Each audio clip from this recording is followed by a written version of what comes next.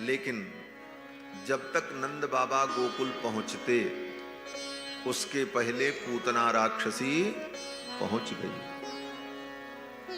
श्री सुखदेव जी कहते हैं कि कंसेन प्रहिता घोरा पूतना बालघातिनी, बच्चों की हत्या करने वाली बालघातिनी पूतना जो कंस के द्वारा भेजी गई है, गोकुल में पहुंच गई। शिशूंश्चचार निघ्नन्ति पुरग्राम ब्रजादिषु, सुंदर वेश धारण करके पूतना गोकुल पहुंच गई।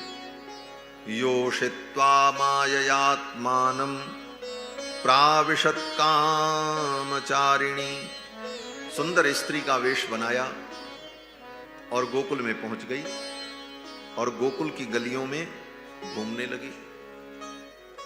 अब गोकुल के लोगों ने जब देखा पूतना को तो सब आपस में चर्चा करने लगे, गोप ग्वाल बाल, अरे ऐसी सुंदर स्त्री तो हमने कभी नहीं देखी, ये तो अपने गांव की नहीं है, आस पड़ोस के गांव की भी नहीं लगती, ये कौन हो सकती है। मनोहरंतीम बनिताम ब्रजौकसाम, ब्रज की गोपांगनाओं को और ब्रज के गोपों के मन को हरण करती हुई पूतना गोकुल की गलियों में जब घूमने लगी तो ब्रजवासियों ने आपस में चर्चा की और कहा, देखो देखो, लगता है साक्षात महालक्ष्मी अपने प्रियतम भगवान नारायण से मिलने के लिए आ गई हैं। गोप्य श्रियम द्रष्टुमिवागतां पतिं, पूतना जब गोकुल में पहुंची तो भगवान श्री बालकृष्ण लाल जान गए, मामा जी ने पूतना को भेजा है और ये विष पिला करके बच्चों की हत्या करेगी और ये ब्रज के जितने बालक हैं ये सब बड़े होकर के मेरे सखा बनेंगे, इन्हीं के साथ मुझे लीला करनी है, इन्हीं के साथ मुझे क्रीड़ा करनी है। और अगर पूतना इनके घर में गई और इनको दूध पिलाया तो ये बच्चे तो मर जाएंगे, मुझे इनकी रक्षा करनी चाहिए। भगवान ने विचार किया कि पूतना मेरे पास आ जाती, पहले मेरे ही पास आ जाती तो मैं इसका काम निपटा देता। और इधर पूतना ने क्या सोचा, बोले पूतना ने सोचा मैं कहां से अपने काम की शुरुआत करूं। तो देखा नंद बाबा के द्वार पर बड़ी भीड़ थी महाराज, लोगों का आना जाना लगा था, कोई आ रहे थे कोई जा रहे थे, क्योंकि अभी अभी 6 दिन पहले ही तो बालक का जन्म हुआ है। सुन सुन करके लोग आ रहे हैं, बधाइयां दे रहे हैं। तो नंद बाबा के द्वार पर आने जाने वालों की भीड़ लगी थी। पूतना ने सोचा चलो यहीं से मैं अपने काम की शुरुआत करूं, यहां भीड़ में मुझे कोई पहचान भी नहीं पाएगा और यहीं से मैं अपने काम की शुरुआत करूं। और पूतना नंद भवन की ओर चल पड़ी। पूतना ने कहा मैं यहीं से अपने काम की शुरुआत करूं, तो भगवान गोविंद ने भी मन में कहा आओ पूतना मौसी, यहीं से मैं भी अपने काम की शुरुआत करूंगा। भगवान का काम क्या है, बोले परित्राणाय साधूनां विनाशाय च दुष्कृतां धर्म संस्थापनार्थाय संभवामि युगे युगे। दुष्टों के संहार के लिए, सज्जनों के परित्राण के लिए ही तो भगवान का अवतार हो। भगवान ने कहा आओ पूतना मौसी, यहीं से मैं भी अपने काम की शुरुआत करता हूं। तब तक पूतना आ गई। पूतना ने जब नंद भवन में प्रवेश किया तो पालना में लेटे हुए भगवान बाल कृष्ण लाल ने अपनी आंखें बंद कर ली। पूतना के आते ही भगवान ने अपनी आंखों को बंद कर लिया। सुखदेव जी कहते हैं कि विबुध्यतां बालकमारिकाग्रहं चराचरात्मा सनिमीलिते क्षणः। विबुध्यतां बालकमारिकाग्रहं, बच्चों की हत्या करने वाली ग्रह रूपिणी पूतना को देखकर चराचरात्मा गोविंद भगवान कृष्ण ने अपने नेत्रों को बंद कर लिया। चराचरात्मा सनिमीलिते क्षणः। पूतना के आते ही भगवान ने अपनी आंखों को क्यों बंद कर लिया? इस विषय को लेकर संतों के अनेक प्रकार के भाव हैं। एक भाव तो यह है कि भगवान ने अपनी आंखों को इसलिए बंद कर लिया कि भगवान के नेत्र में करुणा और कृपा का निवास है। भगवान के नेत्र में करुणा और दया का वास है। भगवान ने सोचा अगर पूतना को मैं देखूंगा तो कहीं मुझे दया आ गई इसके ऊपर, तो फिर इसका वध कैसे होगा, और इसका वध आवश्यक है। इसलिए भगवान ने अपने करुणा और कृपा के द्वार को बंद कर दिया। भगवान के नेत्र जो करुणा और कृपा के द्वार हैं उसको बंद कर दिया। भगवान ने आंखें बंद कर ली। विबुध्यताम बालकमारिकाग्रहम चराचरात्मा सनिमीलिते क्षणः। और दूसरा भाव यह है कि भगवान ने सोचा सवेरे सवेरे ये आ गई पापिनी, और पापिनी का मुख देखना भी पाप है। ऐसी पापिनी का मुख मैं क्या देखूं? लोग कहते हैं ना, पापी व्यक्ति का तो मुख भी नहीं देखना चाहिए। तो भगवान ने भी सोचा ऐसी पापिनी का मुख क्या देखें, इसलिए भगवान ने अपने नेत्रों को बंद कर लिया।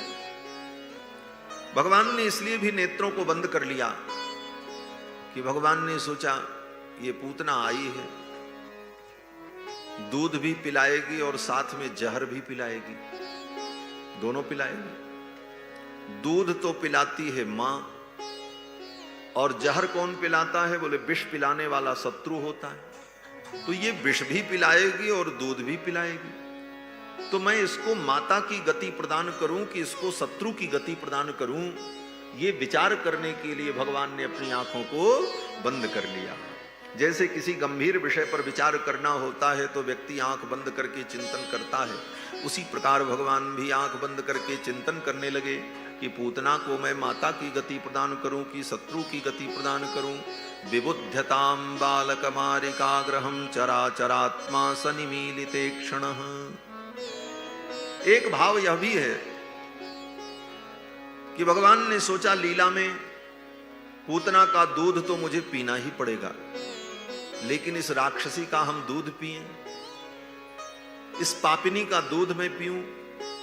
पीने का मन नहीं है भगवान का, लेकिन अब लीला तो करनी पड़ेगी। और जब काम करने का मन न हो और जबरदस्ती कोई काम किसी से कराया जाए तो व्यक्ति क्या करता है? बोले व्यक्ति कहता है चलो इच्छा तो नहीं थी ऐसा करने की, लेकिन अब आंख बंद करके कर ही देते हैं। तो भगवान ने भी सोचा आंख बंद करके इस काम को निपटा दें, और भगवान ने अपने नेत्रों को बंद कर लिया। विबुध्यताम बालकमारिकाग्रहम चराचरात्मा सन्मीलिते क्षणः। एक संत का भाव है कि भगवान ने आंखें बंद की और आंखें बंद करके भगवान ध्यान करने लगे। किसका ध्यान करने लगे? बोले श्री भगवान पशुपतिनाथ का ध्यान करने लगे। और ध्यान करके भगवान गोविंद कृष्ण ने कहा भोलेनाथ से, भोले बाबा विष पीना आपका काम है और दूध पीना हमारा काम है, और आज ये पूतना विष पिलाने आई है और दूध पिलाने भी आई है। ये भंडारा कर रही है, दूध का भंडारा और विष का भंडारा। तो ऐसा करो कि आप भी आ जाओ, विष विष आप पी लेना और दूध दूध मैं पी लूंगा, हम दोनों का काम चल जाएगा। आप भी चले आओ, इस लीला में सम्मिलित हो जाओ। एक भाव यह भी है कि भगवान ने आंख बंद करके संकल्प वार्ता में भगवान शंकर से मानो वार्ता की। क्या वार्ता की? बोले भोलेनाथ विष तो आप पीते हो, लेकिन किस कला से आप विष पीते हो कि विष का आपके ऊपर असर नहीं होता? तो जरा वो कला मुझे भी बता दो, क्योंकि आज तो मुझे भी विष पीना पड़ रहा है। इसलिए भगवान ने मानो अपने नेत्रों को बंद कर लिया। और एक भाव यह भी है कि भगवान पूतना को देखते, भगवान पूतना पर अपनी दृष्टि डालते, लेकिन पूतना ने कपट किया, बनावटी वेश बनाया। जो उसका वास्तविक स्वरूप था उस स्वरूप में वो नहीं आई। अपने वास्तविक स्वरूप में आती तो भगवान उसे देखते, लेकिन उसने कपट किया भगवान से, बनावट की, और भगवान को कपट अच्छा नहीं लगता। भगवान कहते हैं निर्मल मन जन सो मोहि पावा, मोहि कपट छल छिद्र। कपट भगवान को अच्छा नहीं लगता, और पूतना ने भगवान से कपट किया, अपने वास्तविक स्वरूप को छिपाया और बनावटी वेश बना करके भगवान के सामने आई। भगवान से कपट नहीं करना चाहिए। आप जैसे हो उसी प्रकार भगवान के सामने आ जाओ, ठाकुर तुम्हें स्वीकार कर लेंगे। लाख गलतियां हो तुम्हारे अंदर, सारे दुर्गुण भरे हों, लेकिन बनावटी काम मत करो। सहज भाव से आ जाओ, भगवान से कह दो प्रभु मैं पापी हूं, लाखों दोष मेरे अंदर हैं। भगवान कहते हैं तुम्हारी ये सच्चाई, तुम्हारी ये सरलता ही मुझको प्रिय है, बनावट मुझे प्रिय है। पूतना ने बनावट की, कपट किया, इसलिए भगवान ने पूतना पर दृष्टिपात नहीं किया। पूतना आई और भगवान गोविंद को अपनी गोद में उठा लिया। पूतना ने जब भगवान को उठाया तो यशोदा रानी और रोहिणी दोनों देख रही थी, लेकिन किसी ने पूतना को रोका नहीं, रोकने का साहस नहीं हुआ। क्यों नहीं रोक पाई? कोई अपरिचित महिला आपके घर में आ जाए और आपके बच्चे को गोद में उठा ले और अपना दूध पिलाने लग जाए, तो कर्तव्य तो यही है भाई, पूछो तुम कौन हो, कहां से आई हो, क्यों उठा लिया मेरे बच्चे को। लेकिन यशोदा रानी और रोहिणी रोक नहीं पाई। क्यों नहीं रोक पाई? तो सुखदेव जी उत्तर देते हैं कि बरस्त्रियम तत्प्रभया च धर्षिते निरीक्षमाणे जननी ह्यतिष्ठताम। बरस्त्रियम तत्प्रभया च धर्षिते, इतना श्रृंगार करके आई थी, सज धज करके, नख से लेकर सिख पर्यंत इतने आभूषणों से लदी हुई थी कि यशोदा रानी ने जब देखा तो उनको लगा भाई बहुत बड़े घर की होगी। मैं तो जानती नहीं, लेकिन लगता तो है कि बहुत बड़े घर की कोई रानी है, कोई महारानी है, और अगर मैं इसे टोक दूंगी, इसे रोक दूंगी, तो कहीं इसको बुरा न लग जाए। इस संकोच के कारण यशोदा रानी पूतना को रोक नहीं पाई, और पूतना आई और फट से कन्हैया को गोद में ले लिया और गोद में लेकर के वहीं आंगन में बैठ गई, और तुरंत भगवान गोविंद को अपने आंचल में किया, और अपने विषसिक्त पयोधर को पूतना ने भगवान के मुख में दे दिया। सुखदेव जी कहते हैं कि तस्मिन् स्तनम दुर्जर वीर्यमुल्बणं घोरांकमादाय शिशोर्ददावथ। तस्मिन् स्तनम दुर्जर वीर्यमुल्बणं घोरांकमादाय शिशोर्ददावथ। गोद में लेकर पूतना ने अपने विष से बुझे हुए पयोधर को गोविंद के मुख में दे दिया। तो भगवान ने क्या किया?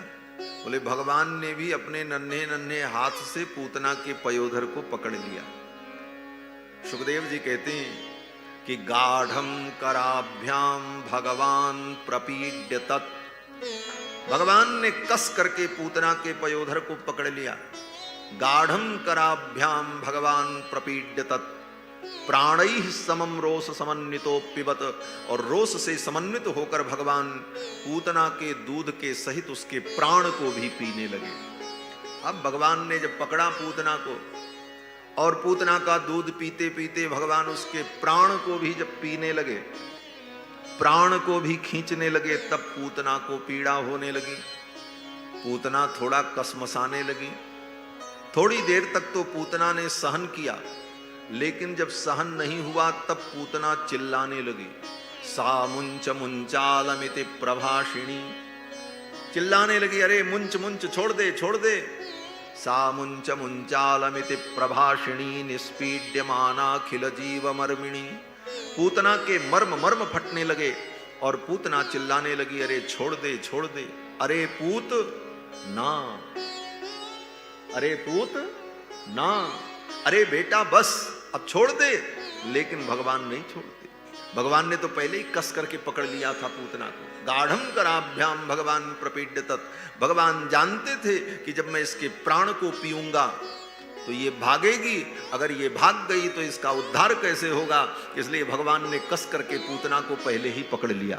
गाढ़म कराभ्याम भगवान प्रपीड्य तत् प्राणैः समम्रो समन्वितो पिबत।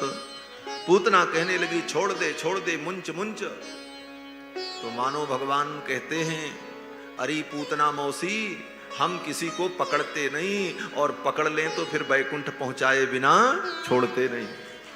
भगवान जल्दी किसी को पकड़ते नहीं, और भगवान पकड़ लें तो उनकी पकड़ बड़ी मजबूत है। हम आप भगवान को पकड़ें तो छूटने का डर है, लेकिन भगवान ही हमको पकड़ लें तो छूटने का कोई डर नहीं। इसी को वेदांत में मरकट न्याय और मार्जार न्याय कहा जाता है। मरकट न्याय क्या है, मार्जार न्याय क्या है? बोले मरकट माने बंदर, बंदर को कहते हैं मरकट। और बंदर का बच्चा जो होता है, आपने देखा होगा, बंदर का बच्चा अपनी मां को पकड़े रहता है, और जब वो अपनी मां को कस करके पकड़े रहता है तो मां क्या करती है? बोले एक पेड़ से दूसरे पेड़ पर कूद जाती है। बच्चा कूद करके उतनी दूर नहीं जा सकता, लेकिन मां को पकड़े रहता है तो मां के साथ वो बच्चा भी वहां चला जाता है। लेकिन अगर बच्चे ने ठीक से नहीं पकड़ा है मां को, तो मां तो कूद करके उस डाली से दूसरी डाली पर चली जाएगी और बच्चा तो गिर जाएगा। तो जिम्मेदारी किसकी है? बोले बच्चे की जिम्मेदारी है, वो ठीक से पकड़े रहे। अगर वो चूक गया तो गलती उसकी है, मां की कोई गलती नहीं। यह है मरकट न्याय। और मार्जार न्याय क्या है? बोले बिल्ली का न्याय। बिल्ली को मार्जार कहते हैं। बिल्ली का बच्चा अपने मां को नहीं पकड़ता, मां ही अपने दांतों से अपने बच्चे को पकड़ करके जहां ले जाना होता है वहां लेकर के चली जाती है। जिन दांतों से मां अपने बच्चे को पकड़ती है, उन्हीं दांतों से चूहे को पकड़ती है तो चूहे का राम नाम सत्य हो जाता है। और अपने सुकुमार बच्चे को, नवजात शिशु को, वो बिल्ली अपने उन्हीं दांतों से पकड़ती है तो बच्चे को थोड़ी भी पीड़ा नहीं होती और सुखपूर्वक अपने बच्चे को सुरक्षित स्थान तक लेकर के चली जाती। अगर रास्ते में बच्चा छूट जाए तो जिम्मेदारी बच्चे की नहीं है, उस मां की होती है, मां ने ठीक से नहीं पकड़ा। इसी को शास्त्र में मरकट न्याय और मार्जार न्याय कहा। जब हम अपने ज्ञान के द्वारा, अपनी भक्ति के द्वारा, अपनी उपासना के द्वारा, अपने योग बल के द्वारा भगवान को पकड़ते हैं तो ये मरकट न्याय है। अगर हमारे ज्ञान में कमी रह गई, हमारी भक्ति में कमी रह गई, हमारे योग में कमी रह गई तो हम छूट जाएंगे, गिर जाएंगे। लेकिन जब हम सारा भार भगवान के ऊपर छोड़ देते हैं, जिसको शरणागति कहा जाता है, माम एकम शरणम ब्रज, अपने जीवन का संपूर्ण भार जब भगवान पर छोड़ देते हैं तो ये शरणागति जो है, यही मार्जार न्याय है। बिल्ली का बच्चा कोई प्रयास नहीं करता, वो तो अपने मां के ऊपर निर्भर रहता है, मां ही उसको सुरक्षित स्थान तक ले जाती है। उसी प्रकार जो जीव भगवान के ऊपर भरोसा करके निश्चिंत हो जाता है, फिर उसकी रक्षा की संपूर्ण जिम्मेदारी भगवान की हो जाती है। भगवान ऐसा पकड़ते हैं कि फिर छोड़ते नहीं, बैकुंठ पहुंचा ही देते हैं। ऐसे तो हम वैकुंठ पहुंचे न पहुंचे, लेकिन भगवान अगर पकड़ ले तो फिर भगवान की पकड़ तो कमजोर नहीं है। भगवान ने कहा, री पूतना मौसी, हम किसी को जल्दी पकड़ते नहीं, और अगर पकड़ लें तो वैकुंठ पहुंचाए बिना छोड़ते नहीं। अब तो पूतना चिल्लाने लगी, सामुंच मुंचालमिति प्रभाषिणी निष्पीड्यमानाखिल जीव मर्मिणी। उसके मर्म फटने लगे और भगवान उसके प्राणों का कर्षण कर रहे थे। पूतना ने देखा, ये बालक तो मुझे मार डालेगा। बड़ा सुंदर भाव है। ये पूतना पूर्व जन्म में राजा बलि की बेटी थी। जब वामन भगवान ब्रह्मचारी का वेश धारण करके राजा बलि के द्वार पर पहुंचे 3 पग पृथ्वी की याचना करने के लिए, तो वामन भगवान 5 वर्ष के, वामन भगवान के सुंदर मनोहर रूप को देखकर, उनके गोल गोल गाल को देखकर, सुंदर मुख को देखकर, उनकी मुस्कुराहट को देखकर ये राजा बलि की जो बेटी थी उसके मन में भाव आया कि ये बालक कितना सुंदर है, अगर ये मेरा बेटा होता, मैं इसे दूध पिलाती तो मुझे कितना सुख होता। वात्सल्य भाव प्रकट हुआ कि मैं इसे अपना दूध पिलाती तो मुझे कितना सुख मिलता। भगवान मन में सोचे, चलो तुम्हारी इस कामना को मैं पूर्ण करूंगा। लेकिन अगले ही क्षण जब भगवान ने 3 पग पृथ्वी नापने के क्रम में राजा बलि का सब कुछ ले लिया और राजा बलि को वामन भगवान ने बंदी बना लिया, तो राजा बलि की जो बेटी थी उसको बड़ा क्रोध आया। ये बालक इतना कपटी है, देखने में तो इतना सुंदर, इतना सीधा साधा, और चतुराई इतनी भरी है इसके अंदर, मेरे पिता का सर्वस्व हरण कर लिया। अगर ये मेरा ही बेटा क्यों न होता तो ऐसे बेटे को मैं जहर पिला देती, अपने स्तन में दूध लगा करके पिला देती और इसे मार देती। भगवान ने कहा, चिंता मत करो, तुम्हारी ये भी कामना मैं पूर्ण करूंगा। आज उसकी दोनों कामनाओं को पूर्ण करने के लिए भगवान ने ये लीला की। दूध भी पिला रही है और विष भी पिला रही है, लेकिन दोनों कार्य करने में 2 भावनाएं थी। विष पिलाते समय शत्रु की भावना हो और दूध पिलाते समय बच्चे की भावना हो। ये दोनों भावना भी जब जागृत हो तभी तो कर्म का फल होगा, तभी वो कर्म सफल होगा। और भगवान जब पूतना के स्तन का पान करने लगे तो स्तन में ऊपर से विष लगा था, तो भगवान पहले तो विष पिएंगे, दूध तो बाद में निकलेगा, पहले तो विष ही मिलेगा। तो भगवान ने जब स्तन पान किया पूतना का, तो पहले तो भगवान ने विष पिया। और पूतना उस समय क्या सोच रही थी? बोले, जब भगवान पूतना के दूध को पीने लगे, विष पीने लगे, तब पूतना को लगा कि ये तो मेरा शत्रु है। वो शत्रु भाव जागृत हो गया।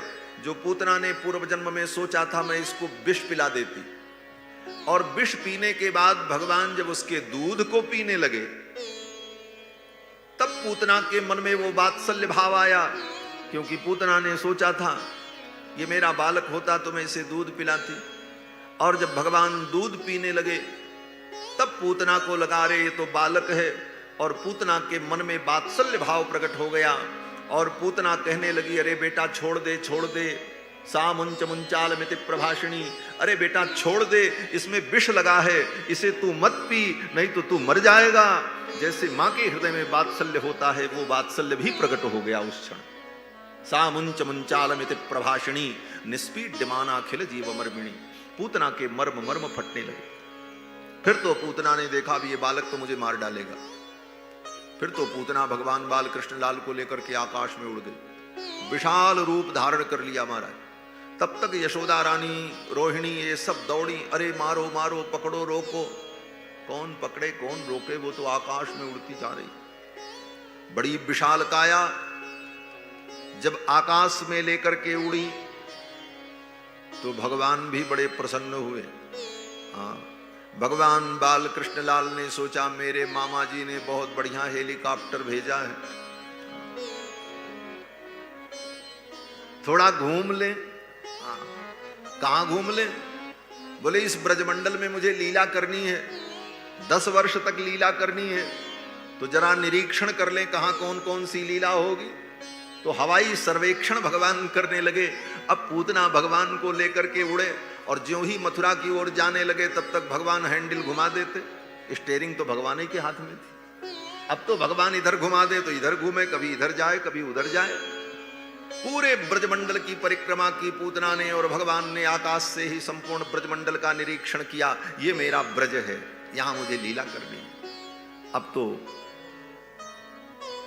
भगवान ने सोचा अब निरीक्षण तो हो गया, अब इसका उद्धार हो जाना चाहिए। भगवान ने पूतना के संपूर्ण प्राण को खींच लिया।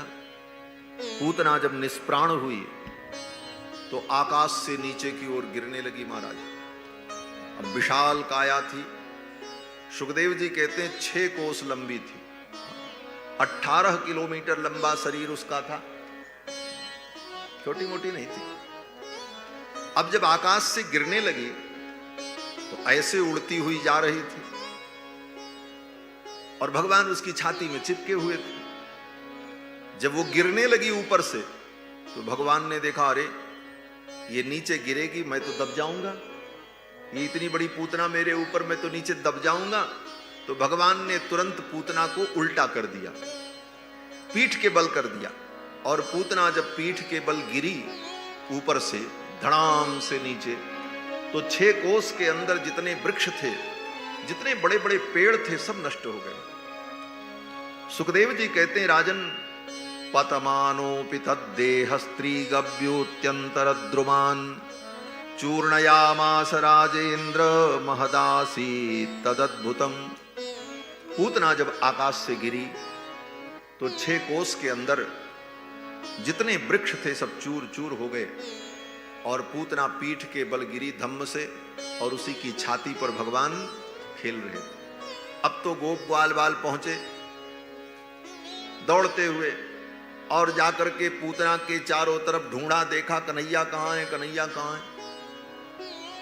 6 कोस की पूतना की परिक्रमा की चारों तरफ से, लेकिन कहीं कन्हैया दिखाई नहीं पड़े। अब छोटी मोटी तो पूतना थी नहीं, 6 कोस लंबी। चारों तरफ से घूम घाम करके गोप ग्वाल बाल आ गए और कहीं कन्हैया दिखाई नहीं पड़े। क्यों? बोले कन्हैया कृष्ण तो पूतना की छाती पर थे। बोले क्यों नहीं दिखे? बोले इसलिए नहीं दिखे, आप सोचो 18 किलोमीटर लंबा कोई आदमी हो और वो जमीन पर लेट जाए तो उसके पेट की ऊंचाई भी कम से कम 15 मंजिले मकान के बराबर तो होगी, इससे कम क्या होगी? उसी अनुपात में तो उसके पेट की ऊंचाई भी होगी।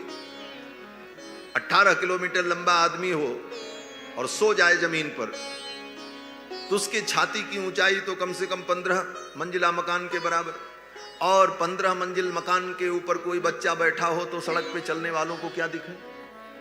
चारों तरफ से देख करके सब आ गए, कहीं कन्हैया नहीं दिखे। सबने कहा चलो इसकी छाती पर कृष्ण होंगे, चलो।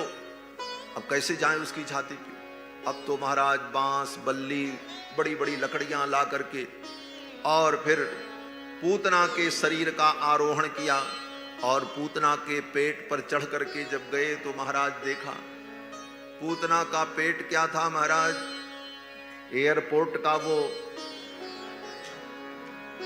जैसे एयरपोर्ट पर हवाई जहाज उड़ता है तो पट्टी बनी रहती है, ऐसी लंबी चौड़ी। जाकर के गोप ग्वाल वालों ने देखा पूतना के उत्तुंग पयोधर पर्वत शिखर के समान, और दोनों स्तनों के मध्य में भगवान गोविंद बाल कृष्णलाल खेल रहे थे, क्रीड़ा कर रहे थे। जाकर के गोप ग्वाल वालों ने भगवान को गोद में उठा लिया, लेकर के आए और मैया यशोदा को दिया।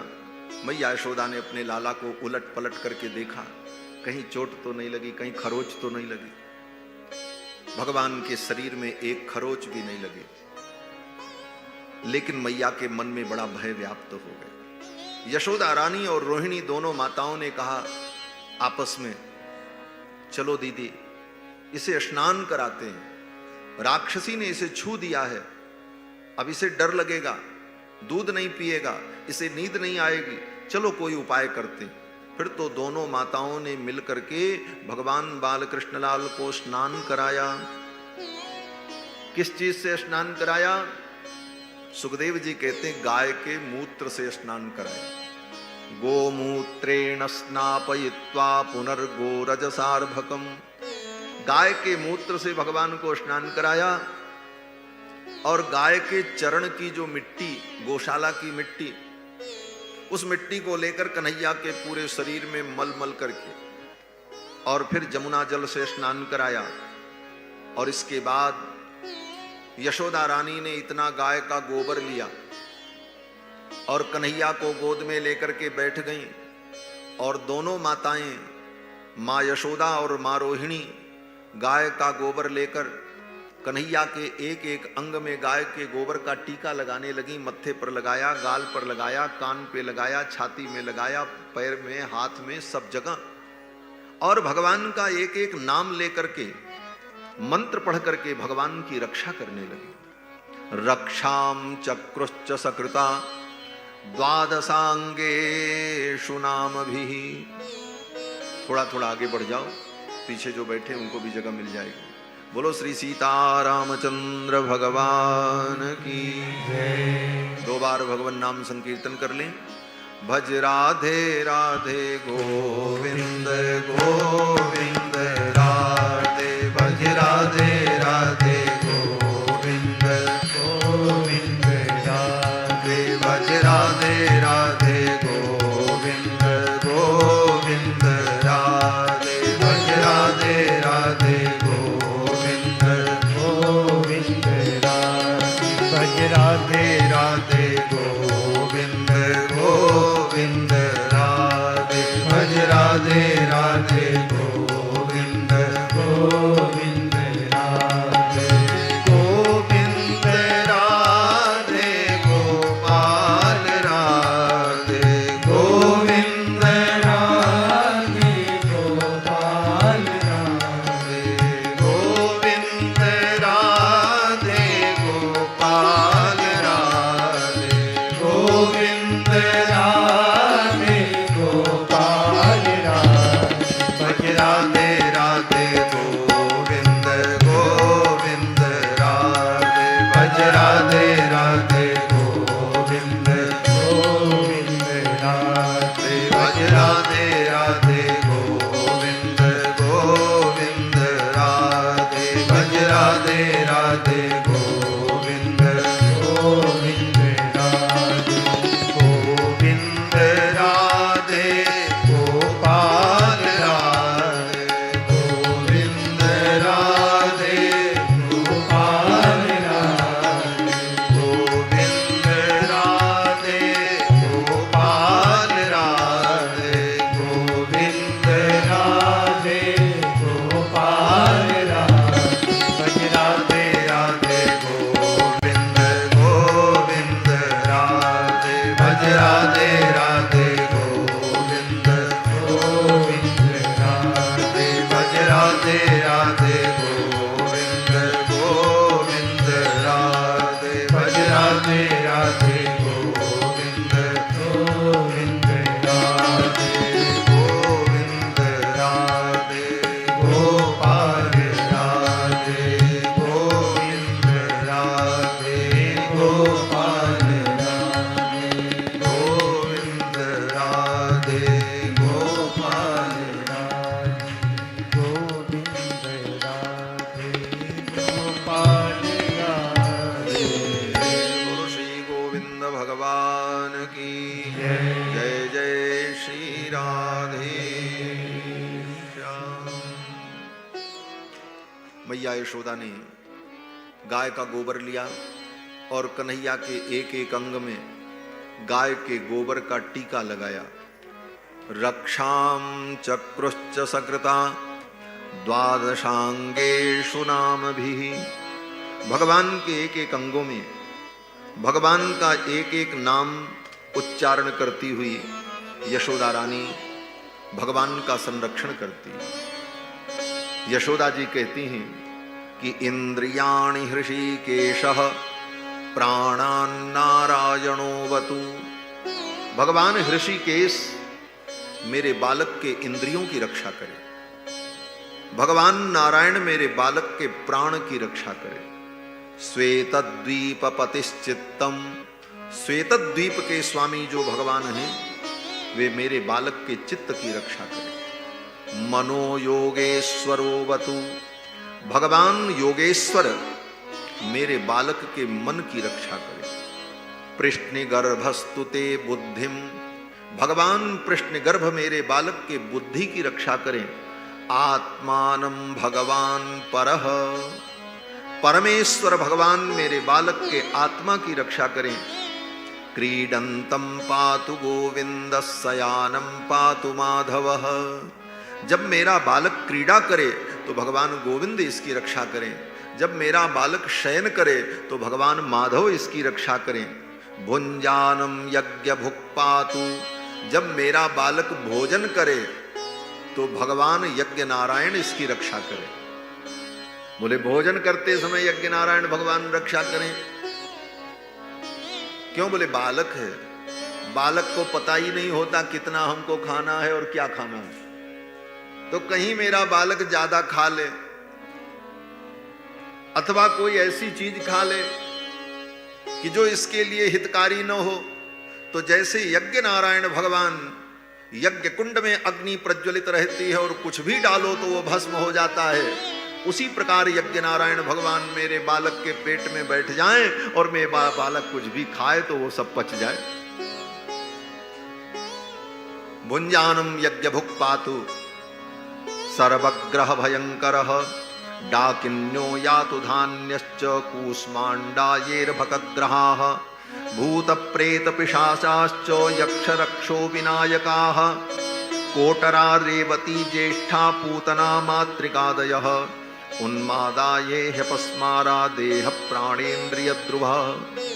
ये जितने ग्रह हैं, बालक को जो रोग व्याधि होती है, बालक को जो पीड़ा होती है, ये सारे ग्रह बालक को परेशान करते हैं। कौन? बोले डाकिनी, यातुधान, कूष्मांड, भूत प्रेत पिशाच, यक्ष रक्ष, विनायक, कोटरा, रेवती, ज्येष्ठा, पूतना, मातृका, ये सब ग्रह हैं जो बच्चों को बीमार करते हैं, दुख देते हैं। यशोदा रानी कहती ये जितने ग्रह हैं, इन सब ग्रहों से भगवान विष्णु मेरे बालक की रक्षा करें। सर्वे नश्यन्तु ते विष्णोर नाम ग्रहण भीरवः। भगवान विष्णु के नामक ग्रहण से ये सारे ग्रह पलायित हो जाएं और मेरा बालक सुरक्षित रहे। ये सब कह करके मैया यशोदा ने और रोहिणी ने भगवान बालकृष्ण लाल का संरक्षण किया। मैया रोहिणी ने कहा चलो एक काम और कर लेते हैं। बोले क्या? बोले झाड़ फूंक भी कर लेते हैं। तो क्या किया? बोले यशोदा रानी ने कन्हैया को गोद में लिया और लेकर के गाय की गौशाला में गई। और रोहिणी मैया ने क्या किया?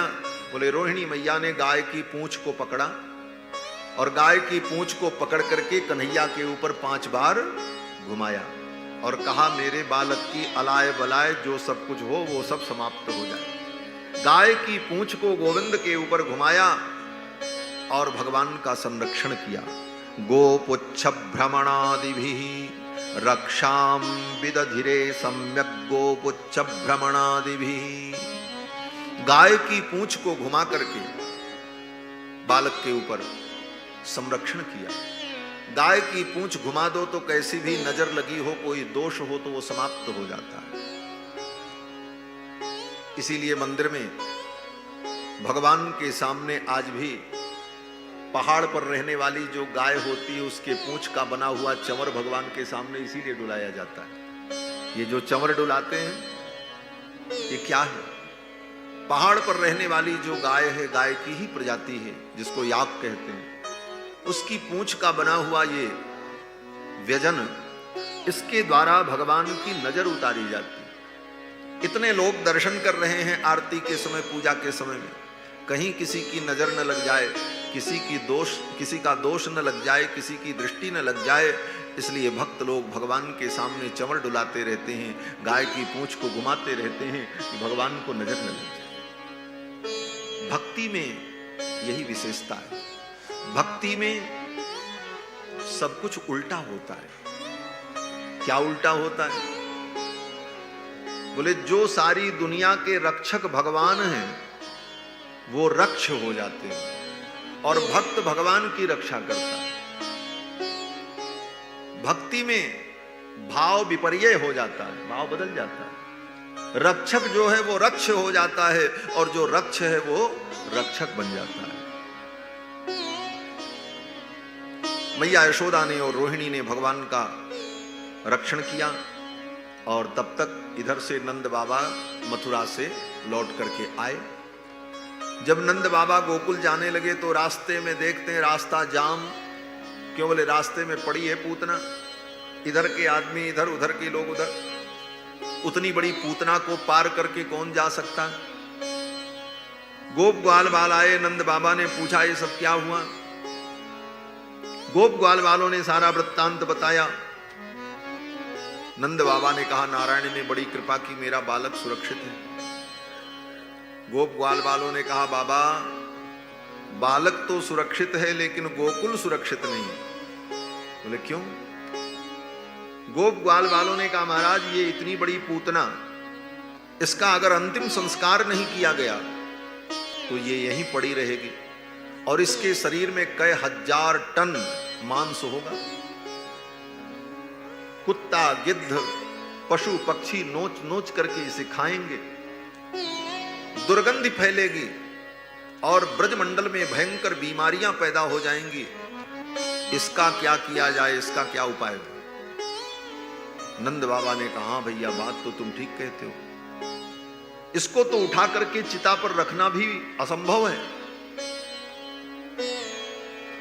दुनिया में कोई इतना बड़ा बुलडोजर भी नहीं बना होगा जो पूतना को उठा करके रख दे चिता पर। आज का विज्ञान भी फेल हो जाता। तब नंद बाबा ने कहा देखो एक काम करो, अपने अपने घर जाओ और अपने अपने घर से कुल्हाड़ी और फरसा लेकर के आओ और पूतना के शरीर को काट काट करके छोटे छोटे टुकड़े करो। ऐसे तो इसको उठाना संभव नहीं है। गोप ग्वाल बाल अपने घर गए और फरसा और कुल्हाड़ी लेकर के आए, धारदार हथियार लेकर के आए और पूतना के शरीर को काटना शुरू किया। कलेवरम परशुभिच्छित्वा तत्ते ब्रजौकसः। सुखदेव जी कहते हैं राजन, ब्रजवासियों ने पूतना के शरीर के छोटे छोटे टुकड़े कर दिए। फिर उन सारे टुकड़ों को उठाकर जमुना के तट पर रखकर ढेर सारी सूखी लकड़ियों को रखकर पूतना की चिता जला दी। जब पूतना की चिता जलने लगी तो पूतना की चिता से जो धुआं निकला, उस धुएं से पूरा ब्रजमंडल महकने लगा, सुगंधित हो गया पूरा ब्रजमंडल। सुखदेव जी कहते हैं राजन, दह्यमानस्य देहस्य धूमश्चागुर सौरभ। पूतना के देह के जलने पर जो धुआं निकला, उस धुएं से पूरा ब्रजमंडल महकने लगा, सुगंधित हो गया। जैसे किसी ने अगर तगर सुगंधित द्रव्य जलाया हो, धूमश्चागुर सौरभ। जबकि पूतना की चिता में किसी ने चंदन की लकड़ी नहीं डाली, पूतना की चिता में किसी ने घी नहीं डाला, पूतना की चिता में किसी ने धूप नहीं डाला, लेकिन पूतना की चिता से ऐसी दिव्य सुगंधी आई, पूरा ब्रजमंडल महमा महमा महकने लगा। राजा परीक्षित कहते हैं गुरुदेव, पूतना तो पापिनी थी, उस पापिनी की चिता से ऐसी दिव्य सुगंधी कैसे आई? पूतना लोक बालग्नि राक्षसी रुधिरासना। वो तो राक्षसी थी, बच्चों का खून पीती थी और उसकी चिता से ऐसी सुगंधी। तो सुखदेव जी कहते हैं राजन, उत्थितः कृष्ण निर्भुक्त सपद्याहत पापमनः। भगवान कृष्ण ने पूतना के पयोधर का पान कर लिया तो भगवान के मुखारविंद का स्पर्श हो गया पूतना के शरीर से, इसलिए पूतना का शरीर परम पवित्र हो गया और पूतना की चिता से दिव्य सुगंधी आई। और कितनी सौभाग्यशालिनी है ये पूतना। सुखदेव जी कहते हैं राजन, भगवान ने पूतना को माता की गति प्रदान की।